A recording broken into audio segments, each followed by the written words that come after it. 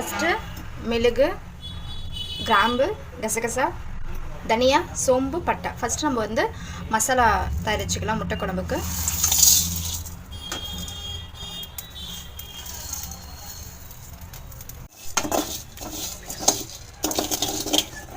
First நல்லா நம்ம வாசம் வர மாதிரி வறுக்கணும். இன்னொன்று வந்து கசகசா நல்லா வெடிக்கணும். ரொம்ப ஹை ஃப்ளேமில் வச்சிடாதீங்க, மசாலா வந்து தீஞ்சிருச்சுன்னா நல்லாவே இருக்காது. ஸோ நீங்கள் இந்த மசாலா போடும்போது எந்த ஒரு மட்டன் மசாலாவோ சிக்கன் மசாலாவோ எதுவுமே சேர்க்கவே தேவையில்லை. நீங்கள் இந்த மசாலா ட்ரை பண்ணி பாருங்கள், எந்த ஒரு மட்டன் மசாலாவும் சிக்கன் மசாலாவும் சேர்க்க தேவையில்லை. ஆர்டிஃபிஷியலாக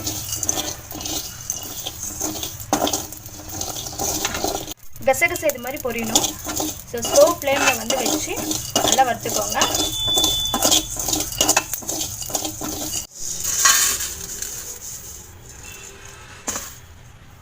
வறுத்த மசாலா எல்லாத்தையும் போட்டுக்கிட்டோம் ஒரு பிளேட்டில். இது நல்லா ஆறட்டும். மிக்சியில் எடுத்துகிட்டு போய்ட்டு அரைச்சிட்டு வந்துட்டால் போதும். இப்போ ஜாரில் தேவையான அளவு நம்ம வெங்காயத்தை போட்டுக்கலாம். சின்ன வெங்காயம் போட்டாலும் நல்லாயிருக்கும், பெரிய வெங்காயம் போட்டாலும் நல்லாயிருக்கும். ஃபஸ்ட்டு நம்ம பெரிய வெங்காயத்தை சேர்த்துக்கிட்டோம்.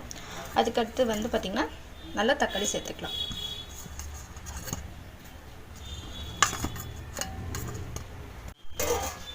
அடுத்து தேவையான அளவு வந்து இஞ்சி பூண்டு சேர்த்துக்கலாம். ஃபஸ்ட்டு ஒரு சின்ன அளவு இஞ்சி சேர்த்துக்கலாம். அப்புறம் தேவையான அளவு கொஞ்சம் பூண்டு சேர்த்துக்கலாம். தேங்காய் வந்து கொஞ்சமாக இருந்தாவே போதும். ஏன்னா நிறைய தேங்காய் சேர்த்துக்கிட்டிங்கன்னா குழம்பு வந்து நல்லா இருக்காது. மேஜராக நிறைய தேங்காய் இருந்துச்சுன்னா கிரேவி நல்லா இருக்காது. அதனால் தேவையான அளவு கொஞ்சமாக தேங்காய் போட்டால் போதும். இப்போ நம்ம இதை போயிட்டு நல்லா அரைச்சிட்டு வரலாம். ஸோ இப்போ நம்ம பேஸ்ட் அரைச்சிட்டோம். இது மாதிரி நல்லா நைஸாக அரைச்சிக்கோங்க.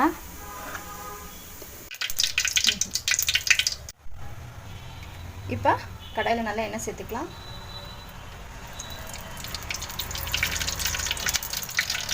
இப்போ எண்ணெய் நல்லா காஞ்சிருச்சு. இப்போ நம்ம கடுகு நல்லா போட்டுக்கலாம். ஸோ இப்போ ஸ்லோ ஃப்ளேமில் இருக்கட்டும், ஹை ஃப்ளேம் பண்ணாதீங்க.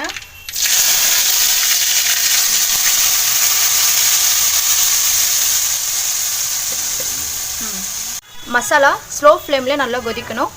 அப்போ தான் அதோட பச்சை வாசனைலாம் நல்லா போகும்.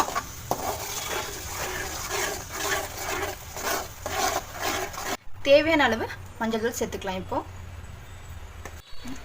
அடுத்து மிளகாத்தூள் சேர்த்துக்கலாம்.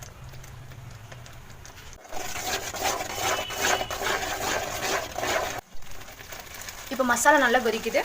இப்போ பார்த்தீங்கன்னா மிக்சியில் கொஞ்சம் நம்ம வந்து மசாலா விட்டுருக்கோம் பார்த்தீங்களா, அதில் கொஞ்சம் தண்ணி சேர்த்து இப்போ அதில் வந்து ஆட் பண்ணிக்கலாம்.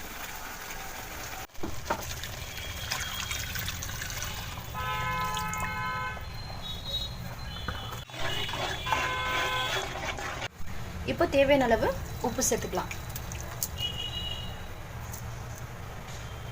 இப்போ நம்ம வறுத்தோம் பார்த்தீங்கன்னா ஸ்பைசஸை இப்போ நம்ம என்ன பண்ண போகிறோம், இதை மிக்சியில் போட்டு நைஸாக அரைச்சிக்கலாம்.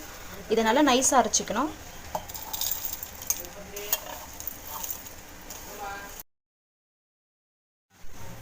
இப்போ இந்த ஸ்பைசஸை நல்லா நைஸாக அரைச்சிக்கணும். கொரகொரப்பாக அரைக்காதீங்க, நல்லா நைஸாக பொடியாக பண்ணிவிட்டு அரைச்சிட்டு வந்துடலாம்.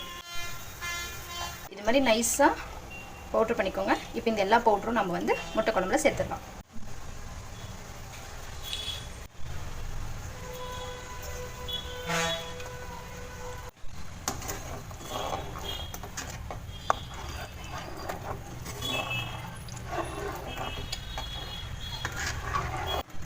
ஸோ நம்ம எல்லா பவுடரும் போட்டால் தான் டேஸ்ட்டாக இருக்கும். ஏன்னா நம்ம எல்லாமே வந்து குவான்டிட்டி வந்து கம்மியாக தான் போட்டிருக்கோம். ஸோ அதனால் நீங்கள் எல்லா பவுடரும் ஆட் பண்ணால் தான் வந்து டேஸ்ட்டாக இருக்கும். இப்போ நல்லா வந்து குழம்பு கொதிக்குது. இப்போ என்ன பண்ணுறீங்க, 2 முட்டையை நம்ம நல்லா உடச்சி ஊற்றிக்கலாம்.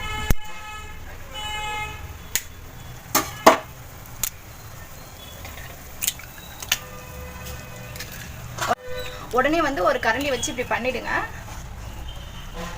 அந்த முட்டைலாம் நல்லா கலையணும், நல்லா குழம்போடு மிக்ஸ் ஆகணும். அப்போ தான் இன்னும் நல்லா டேஸ்ட்டாக இருக்கும். அடுத்து நம்ம இன்னொரு முட்டையை வந்து உடச்சி ஊற்றிக்கலாம்.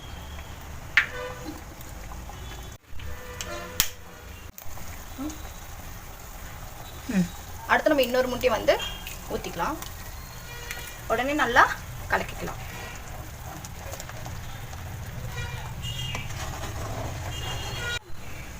இது மாதிரி முட்டையை வந்து நம்ம ராவாக சேர்த்துக்கும் போது இன்னும் நல்லா டேஸ்ட்டாக இருக்கும் நீங்கள் குழம்புல டேரெக்டாக சேர்த்தும் போது. இப்போ நல்லா குழம்பு கொதிக்கட்டும். அடுத்து நம்ம வேக வைத்த முட்டையை வந்து நம்ம சேர்த்துக்கலாம். இது மாதிரி ட்ரை பண்ணி பாருங்கள், ரொம்ப டேஸ்ட்டாக இருக்கும் நீங்கள் குழம்பு சாப்பிடும்போது. இப்போ குழம்பு நல்லா கொதிக்குது. ஸோ முட்டையில் வந்து இது மாதிரி வந்து ஒரு நல்ல கீரல் போட்டு பண்ணோன்னா இதுக்குள்ளே வந்து குழம்பு நல்லா இறங்கி டேஸ்ட்டாக இருக்கும்.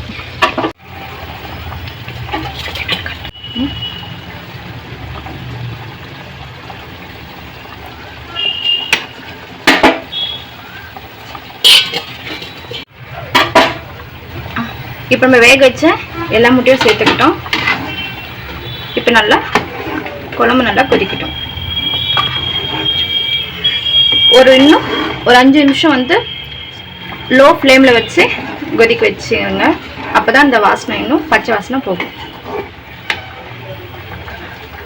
5 முட்டை இதில் நம்ம சேர்த்துருக்கோம். அதனால் அதுக்கு தகுந்த மாதிரி நம்ம மசாலாவை சேர்த்துருக்கோம். வந்து குழம்பு இறக்கிறதுக்கு முன்னாடி நம்ம வந்து கொத்தமல்லி கருவேப்பிலை வந்து லாஸ்ட்டாக சேர்த்துக்கலாம்.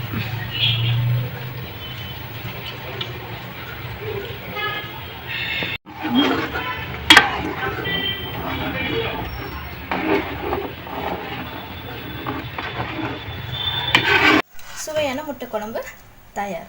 இது தோசைக்கு, சப்பாத்திக்கு, சாதத்துக்கு வச்சு சாப்பிட்டா சுவையாக இருக்கும்.